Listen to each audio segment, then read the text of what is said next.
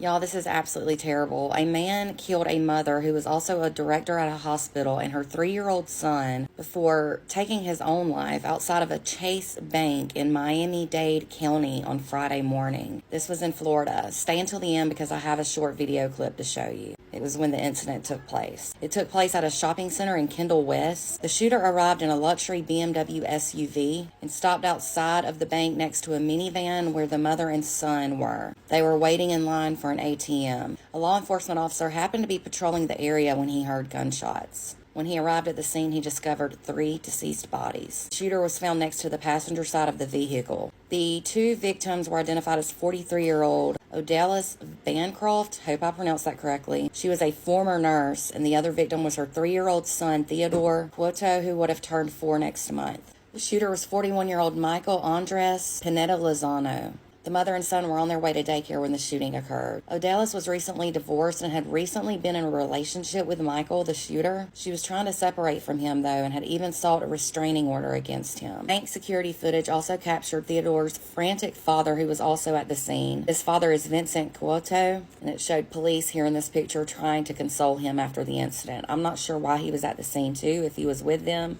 or what. Reportedly, there were some concerns about Michael, the shooter. Her brother stated that they were going through a breakup, but there were no signs that he would do something like this. Odalis worked as a director of regulatory affairs at Jackson Health System, and that was after her career as a nurse. She was reportedly a wonderful mother and took major pride in her job. Theodore was their only son, and he had just graduated from his pre-K just days before and had been celebrating. A GoFundMe page has been created to help support the family, especially the father, in the aftermath of this tragedy. This is absolutely terrible, and there's absolutely no reason or excuse in the world for things like this to happen. My heart and prayers go out to Theodore's father and the rest of their family and friends. Here's the short video clip from the incident.